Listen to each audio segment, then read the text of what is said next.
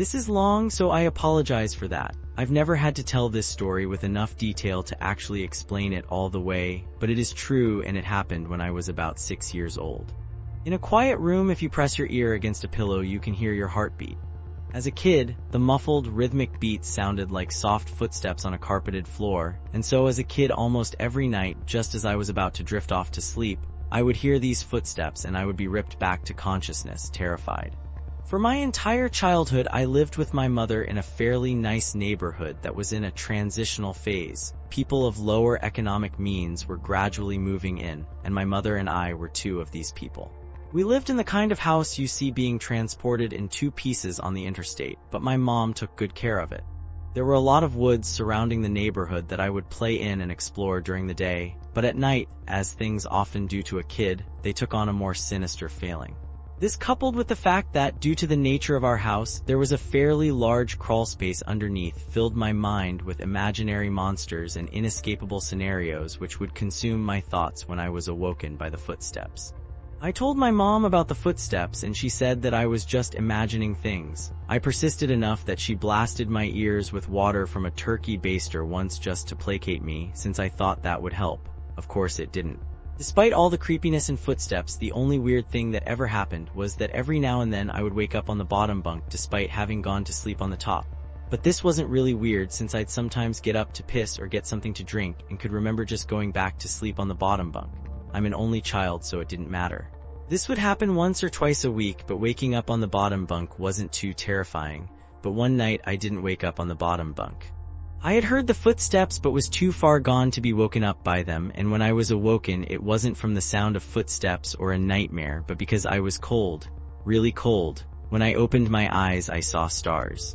I was in the woods. I sat up immediately and tried to figure out what was going on. I thought I was dreaming, but that didn't seem right, though neither did me being in the woods. There was a deflated pool float right in front of me, one of those ones shaped like a shark. This only added to the surreal feeling, but after a while it seemed like I just wasn't going to wake up because I wasn't asleep.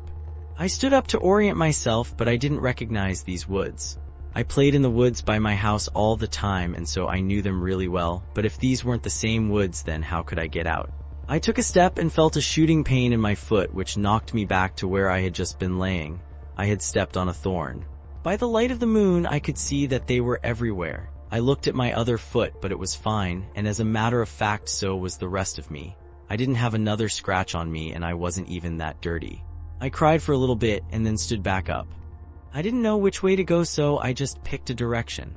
I resisted the urge to call out, since I wasn't sure I wanted to be found by who or what might be out there. I walked for what seemed like hours. I tried to walk in a straight line and tried to course correct when I had to take detours, but I was a kid and I was afraid. There weren't any howls or screams, and only once did I hear any noise that scared me. It sounded like a crying baby. I think now that it was just a cat, but I panicked. I ran, veering in different directions to avoid big thicks of bushes and collapsed trees. And I was paying close attention to where I stepped, because by that point my feet were in pretty bad shape. I paid too much attention to where I was stepping and not enough to where those steps were leading, because not long after hearing the cry I saw something that filled me with a kind of despair I haven't experienced since. It was the pool float. I was only 10 feet from where I had woken up. This wasn't magic or some supernatural space bending. I was lost. Up until that moment I thought more about getting out of the woods than how I got in, but being back at the beginning caused my mind to swim. I wasn't even sure that these were my woods. I had only been hoping that they were. Had I run in a huge circle around that spot, or did I just get turned around and start making my way back? How was I going to get out? At the time I thought the North Star was just the brightest star, and so I looked and found the brightest one and followed it. Eventually things started to look more familiar, and when I saw the ditch, a dirt ditch my friends and I would have dirt-clawed wars in, I knew I had made it out. By that point I was walking really slowly because my feet hurt so much, but I was so happy to be so close to home that I broke into a light jog. When I actually saw the roof of my house over a neighboring, lower-set house, I let out a light sob and ran faster. I just wanted to be home. I had already decided that I wouldn't say anything because I had no idea what I could possibly say. I would get back in the house somehow, clean up, and get in bed. My heart sunk as I rounded the corner and my house came fully into view. Every light in the house was on.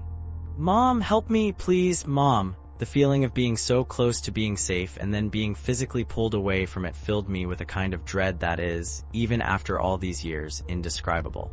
The door I had been torn away from opened and a flash of hope shot through my heart, but it wasn't my mom. It was a man, and he was enormous. I thrashed around and kicked at the shins of the person holding me while also trying to get away from the person who had just come out of my house. I was scared, but I was furious. Let me go. Where is SHE? Where's my mom? What you do to her? As my throat stung from screaming and I was drawing in another breath, I became aware of a sound that had been present for longer than I had perceived it. Honey, please calm down. I've got you, it sounded like my mom. The arms loosened and set me down, and as man approaching me blocked out the porch light with his head, I noticed his clothes. He was a cop. I turned to face the voice behind me and saw that it really was my mom. Everything was okay. I began to cry, and the three of us went inside. I'm so glad you're home, sweetie. I was worried I'd never see you again. By that point, she was crying too. I'm sorry, I don't know what happened. I just wanted to come home. I'm sorry. It's okay, just don't ever do that again. I'm not sure me or my shins could take it. A little laughter broke through my sobs, and I smiled a bit. Well, I'm sorry for kicking you, but why'd you have to grab me like that? I was just afraid that you'd run away again. I was confused. What do you mean? We found your note on your pillow, she said, and pointed at the piece of paper that the police officer was sliding across the table. I picked up the note and read it. It was a running away letter. It said that I was unhappy, never wanted to see her or any of my friends again. The police officer exchanged a few words with my mom on the porch while I stared at the letter. I didn't remember writing a letter. I didn't remember anything about any of this.